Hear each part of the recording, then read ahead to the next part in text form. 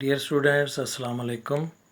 मैं आसिफ महमूद फ़िज़िक्स के साथ 9th क्लास की फ़िज़िक्स में चैप्टर 6 हम पढ़ रहे हैं। आज का हमारा टॉपिक है एफ़िशिएंसी। तो एफ़िशिएंसी जो है ये एनर्जी और उसके इस्तेमाल के हवाले से एक अहम टॉपिक है।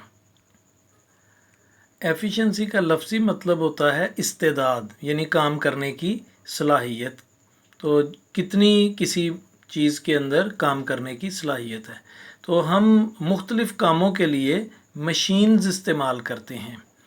मशीन एक डिवाइस है जो कि हमारे किसी भी काम को आसान कर देती है। तो मशीन की एफ़िशिएंसी के हवाले से हम आज बात करेंगे। तो मशीन जो भी काम करती है हमारी सहूलत के लिए, उसको हम एनर्जी प्रोवाइड करते हैं। मशीन काम तब कर सकती है किसी भी किस्म की मशीन जब कि उसको हम एनर्जी प्रोवाइड करें। जितनी एनर्जी हम उसको देंगे उतना ही वो काम करेगी।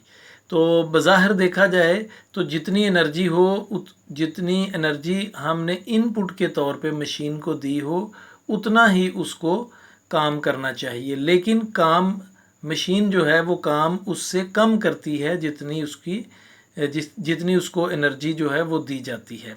उसकी वजह ये है कि एनर्जी की कुछ मिकदार जो फ्रिक्शन होती है मशीन के चलने की वजह से, जो फ्रिक्शन होती है उस फ्रिक्शन की वजह से एनर्जी की कुछ मिकदार हीट की सूरत में या साउंड की सूरत में ज़ाया हो जाती है।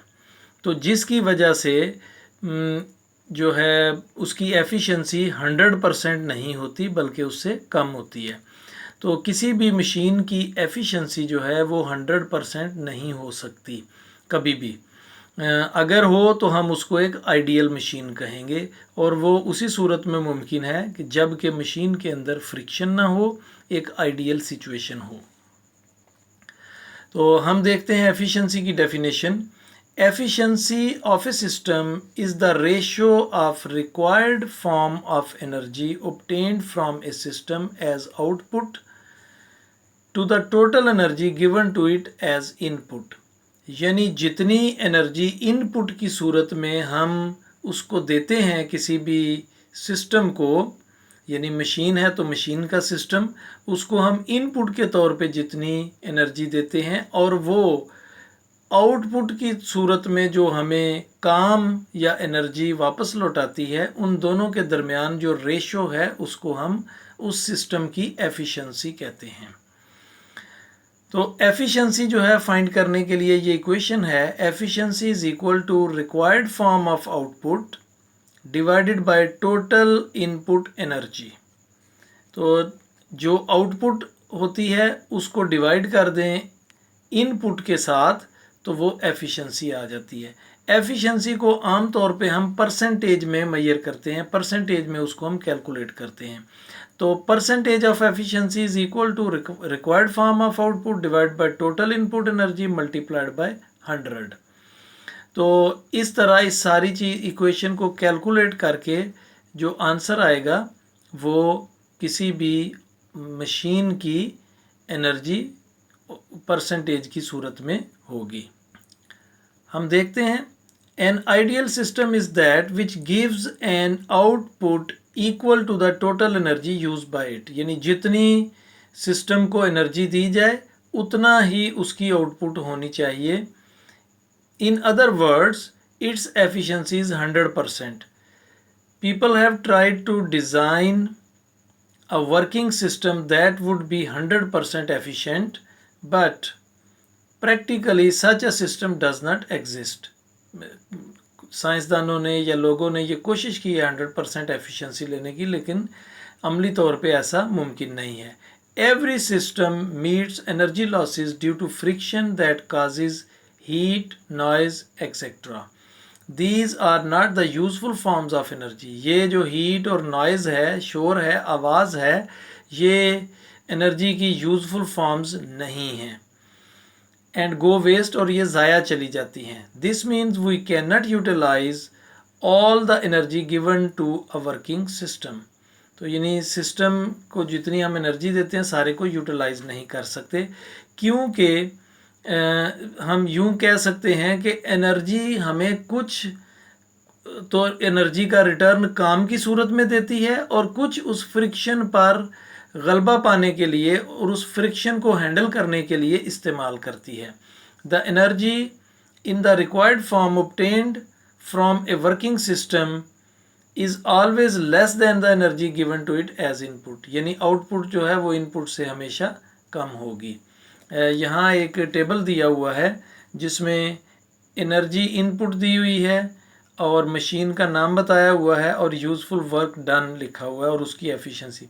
मसलन अगर 100 जॉल एनर्जी दें इलेक्ट्रिक लैंप को, यानी जो बल्ब होता है उसको 100 जॉल एनर्जी दें तो वो 5 जॉल काम करता है, हमें काम रिटर्न करता है और 5% उसकी एफिशिएंसी होगी और बाकी जो उसकी एनर्जी है वो हीट की सूरत में ज़ाया हो जाएगी और लाइट की सूरत में।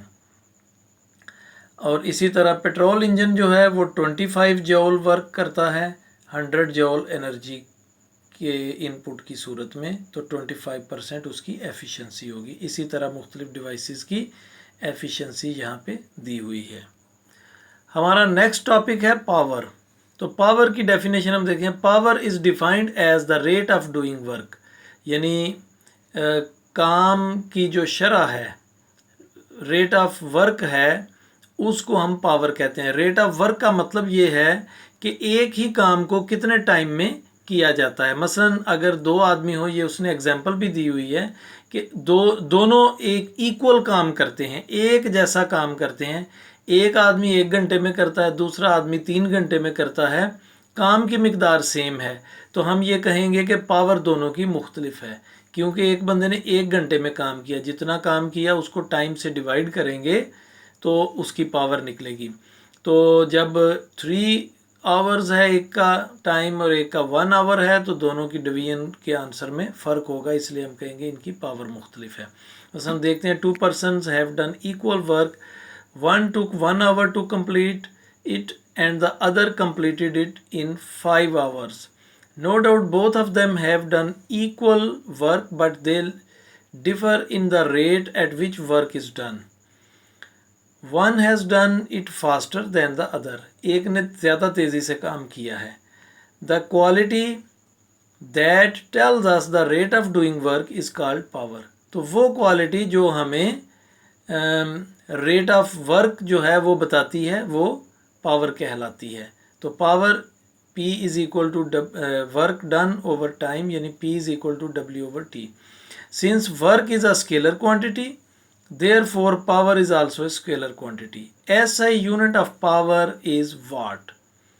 इट इज़ डिफाइंड एज, यानी वाट को इस तरह हम डिफाइन कर सकते हैं, the power of a body is 1 watt if it does work at the rate of 1 joule per second, यानी 1 सेकंड में 1 जॉल काम किया जाए तो हम कहेंगे कि उसकी पावर 1 वाट है। तो bigger units of power are kilowatt, megawatt etcetera. तो यानी 1 kilowatt is equal to 1000 watt. 1000 watt हों तो 1 किलोवाट बनता है, और 10 लाख वाट हों तो 1 मेगावाट बनता है, यानी 10 raise to power 3 watt is equal to 1 kilowatt, और 10 raise to power 6 watt is equal to 1 megawatt. तो 1 हार्स पावर जो है वो इक्वल होता है 746 वाट। हम कहते हैं ये मोटर जो है 1 हार्स पावर की है, तो इसका मतलब है कि ये 746 वाट की मोटर है, यानी इसमें एनर्जी की कंजम्पशन जो है 746 वाट है।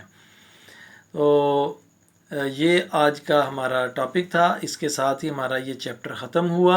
आज हम इसका होमवर्क करेंगे और कल से हम इसकी एक्सरसाइज और न्यूमेरिकल वगैरह करेंगे। इसका होमवर्क है what is meant by the efficiency of a system. तो ये पिंक बॉक्स में जो इसकी डेफिनेशन लिखी है ये इसका आंसर है। नेक्स्ट है how can you find the efficiency of a system, यानी किसी सिस्टम की एफिशिएंसी को आप कैसे फाइंड कर सकते हैं। तो ये उसकी इक्वेशन आंसर में आपने लिखनी है, लेकिन ऊपर लिख लेंगे the efficiency of a system can B find by this equation.